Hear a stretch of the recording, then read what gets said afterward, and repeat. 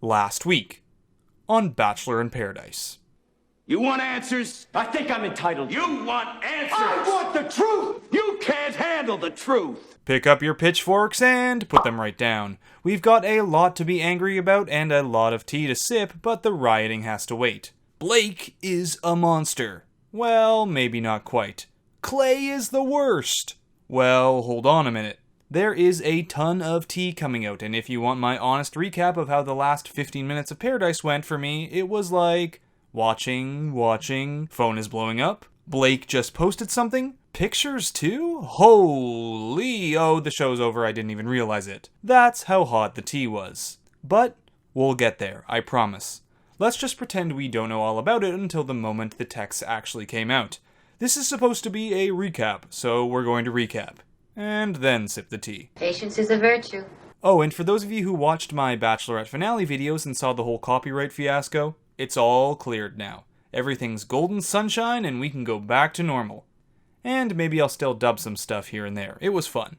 I'll start working on my Cam impression ASAP. Okay though, enough chit chat. We have 2 episodes to recap, so let's get to it. Almost Paradise, knocking on heaven's door. The chance for the dumpies of previous seasons of The Bachelor and Bachelorette to find love with each other at the cost of hours and hours of drama. And it's time to open up the beach and begin. Like every season of anything Bachelor, it starts with intros, to refresh your mind on people like Tayshia from Colton season, or introduce you to people you might not have seen if you haven't watched before, like Blake from Becca season, or clog your ears and make you go insane like Cam's rap. So grab your rosé, it's the most dramatic season, checking all the boxes here for the right reasons. You turn around and Cam's giving you this look. What do? Run. But enough about the intros. We'll talk about people as they get on the beach. It's time to unleash the hounds and let the drama begin. First up on the beach is Paradise Barbie, aka Hannah G. Will she find her Ken? Next up is Ken, I mean Blake. No, Bachelor Fantake, no, we're mad at Blake. Or are we? I'm so confused. So Blake and Hannah are the first to arrive, and I'm not surprised at all. People have been shipping these two for Paradise the moment Hannah got dumped on Colton's season. We then have Katie and Dylan show up, and Hannah and Katie are looking at the 2 men there and thinking, great, let's close up Paradise. Me, Hannah, Dylan, and Blake, whew, no one else needs to come to Paradise. We're good. We then see Sydney and Derek, aka Budget John Krasinski, show up, and apparently Sydney's a big fan of The Office. I'm excited to get to know Derek. Does it feel weird though? Because you were here for a while before. Yeah. You did the whole thing. And the 2 sit down for a little chat to get to know each other, and Tayshia shows up. Is there anyone you were expecting to meet here? Expecting to meet? Or looking forward to it? I might have said you. No! Now we're getting into the spirit of Paradise. You sit down with someone, hope to make a connection, and then bam, new person arrives to sweep their attention away. Next to show up is Kevin, and the thing he's most excited to see in Paradise is his own body. Wills shows up and is laser focused on Hannah. Oh, and Blake is taking her away. See, Paradise moves fast. 1 second we're with Blake and Hannah talking about what they like in an ideal partner, the next we're with Blake and Tayshia. The 2 talk about some fun country music event people from Bachelor World went to called Stagecoach. You don't say. Me too! I don't think I actually met Demi, to be honest. Did you have fun though, the rest of the weekend? Yeah, it was a really fun weekend. Oh, I bet you had a lot of fun at Stagecoach, Blake. A lot of fun. Yeah, we'll be talking more about this later. Now the beach starts to get really filled up with Demi, Onyeka, and Cam showing up. Only strategy is always beach Cam. Run. Alright, Cam, you gotta make a huge first impression. Come up with something hilarious to say when you walk through the door. I know. Always beach Cam. That's genius. So with the leopard print and a windmill tattoo that says douchey, I mean Dutchy. Geez, Cam, trying to rub some of that Peter luck onto you? Cam is making an interesting impression on the people in Paradise. He is wearing a cheetah shirt, and it's very weird. I can just picture Cam doing like this, like, brrr, and it's gross. Like, look at that death stare from Demi. Cam runs over to Tayshia and pulls her aside. Let's fast forward and say we have a daughter. Yeah? Whoa, Cam's already asking Tayshia what she thinks of the name Tayshia Ayaya. But then Kevin rushes in to shoo the leopard away. And while Cam has added some weird vibes to Paradise, sometimes there's balance to the universe. Enter... I feel like paradise, if it was made for anybody, Oh, man. it was made for you. I can get down with that. Get me to the John Paul Jones. We then get Chris B coming in straight out of retirement. Jane, wait, who? Also, Jane. Sorry. Oh yeah, that Jane. Clay from Becca's season, Annalise, Nicole, Bibiana, and then there's Kaylin. And she's coming in with some tea. You know, Blake's not my favorite person. And as soon as Blake sees Kaylin, he straight up dips. But come on back, Blake. Chris Harrison is here to wrangle everyone up and explain the rules of paradise. It's simple. Be in a relationship or go home. Each week, either the men or the women will have the power and hand out roses to who they want to couple up with. Those without a rose, go home. Then the power switches and new people show up to stir up the pot.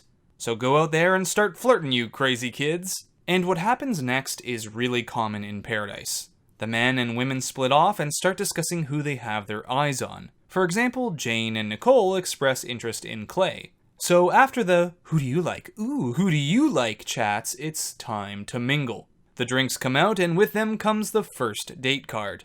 And Blake's name is on it. He gets to ask anyone he wants out on a date as long as they say yes. The two will then go on a one-on-one, sort of like how it's done on The Bachelor or Bachelorette. And everyone's wondering, who will it be? Most think it's going to be Hannah, which isn't making Dylan too happy. I had a feeling Hannah would be here, and she was pretty much the only girl that I wanted to meet. So Blake gets up to make his choice, and moves right past Hannah to Tayshia. Hannah seems upset, but Dylan's all smiles. This is the best day of my life. So Tayshia and Blake end up on the first date of paradise, and Kaylin is pissed. She talks about stagecoach, sleeping with Blake, and then him texting Hannah G the next morning. While you're in the bed. That's messed up. I'm still in his bed. He's talking about how hot Tayshia is. By the way, this episode is like one big crazy advertisement for stagecoach. Like I'm getting myself a ticket and bringing my binoculars like I'm going to be bird watching for Bachelor hookups, cause apparently this is where all the drama goes down. So Kaylin wants everyone to know Blake is a player. He slept with her, he texted Hannah right after, and the day before, he also slept with Kristina. Oh, have I not mentioned that? Yeah, apparently the day before Blake slept with Kristina, from Nick's season and past seasons of Bachelor in Paradise. And almost as if this is all pre-planned by producers, the next person to walk into paradise is...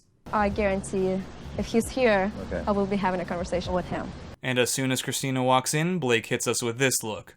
The look of a man who knows there's only sunshine and rainbows ahead. Now, Kristina has been given a date card. The power to ask anyone she wants on a one-on-one date. She explores Cam and... Okay. Well, we at least know the last person she'd ever take is Blake. I was thinking of, taking you. No, Kristina, not again. Not another boy, please. Have you learned nothing? But as soon as we say that... I will not let myself be over again. So today, I'm going to make Blake my bitch. What a twist! Episode 1 ends on a dark promise from Kristina. So what are we thinking here? Laxatives in his margarita, stealing his trunks after a skinny dip? How is Kristina going to power slam Blake on this one? Also, before we go on, this is the first episode we get the always wonderfully cringy intro segments for each person on the show. And who is this making out with Annalise? Is that old Matt Donald? Okay, back to the show. And Kristina and Blake begin their one-on-one date with a light romp on an ATV before Kristina takes a light romp all over Blake. The thing I guess I'm looking to get out of today is where her mind frame is coming into paradise. Oh, you're going to find out, Blake. Trust me. You're going to find out. So Kristina sits down with Blake, and then the word stagecoach comes out of her mouth, and Blake's like... But Blake isn't denying something went down, as we've been so used to this past season of The Bachelorette. He's facing it head on. I made my bed and I'm gonna sleep in it, Did you change the sheets? Ooh, that one's gotta hurt. So Blake ultimately says, look, we were all single adults at that time, and although the context of it is all suspect, I'm mad that you brought me out on this date just to ambush me. And Kristina walks away without the response she was hoping for from this conversation. Cut back to the beach, and Kaylin is still holding on to this Blake tea. Literally, this happened on the phone, and I got quiet, and you're like, what's wrong? And I'm like, that hurt, that's what's wrong. Oh, Blake's getting wrecked right now. What's going on? So while Kaylin starts confronting Blake about his stagecoach shenanigans, we get to enjoy a nice montage of Blake faces from this conversation.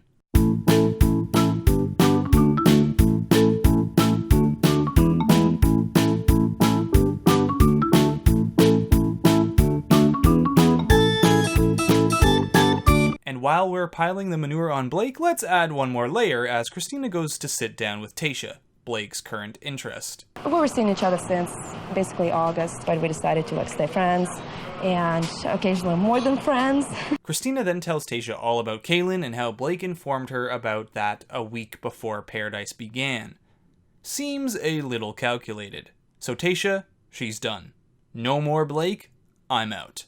Now here it's easy to get caught up in all the drama and forget there are actually some couples here working out. Dylan and Hannah are getting off to a crazy strong start and she's making out with Wills. But don't worry, Dylan's going to play the field too and make Hannah realize she only wants him. I've talked to everybody here. I just don't see any potential for anything actually serious and important. I don't want to talk to anybody else. Oh, my sweet summer child. He's got a lot of heartbreak ahead of him. But if you're worried about our poor sweet Dylan, check out my preview breakdowns. Something tells me he's going to get the girl in the end. And then there's Clay, whose workout routine is catching the eyes of a number of women here in Paradise, especially Nicole and Bibiana. Both of them sit down to suss out if there's a connection, but as you can tell from these pictures, only one actually made it. Naturally, not long after that, Clay is handed a date card, and he asks Nicole.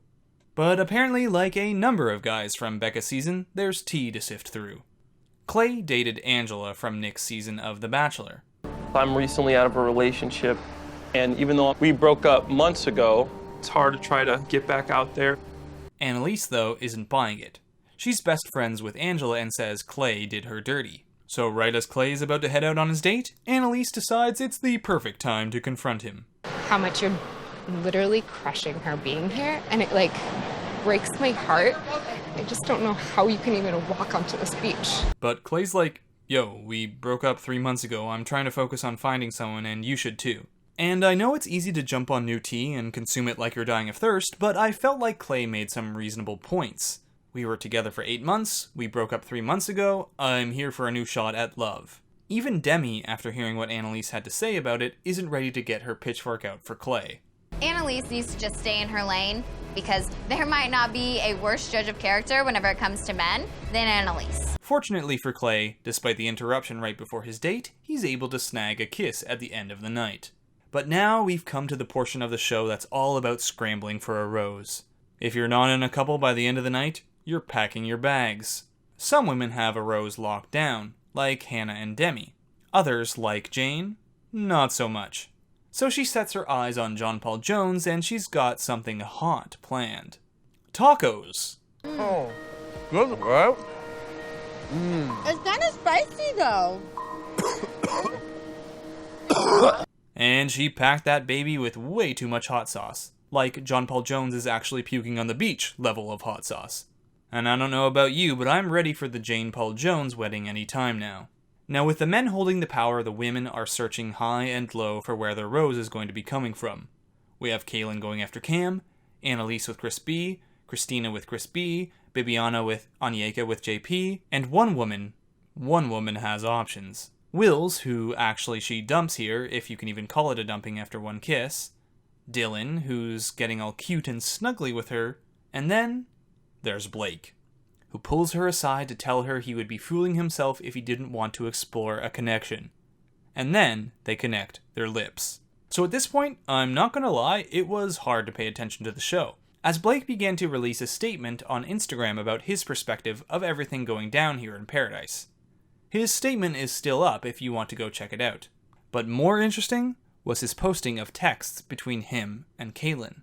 And these messages put all this drama in new light. Now, I will say, there's no great outlook on anything here. On one hand, this new stuff about Kaylin seems to contradict everything she said on the show, but also Blake was releasing private text messages. That being said, what else was Blake supposed to do?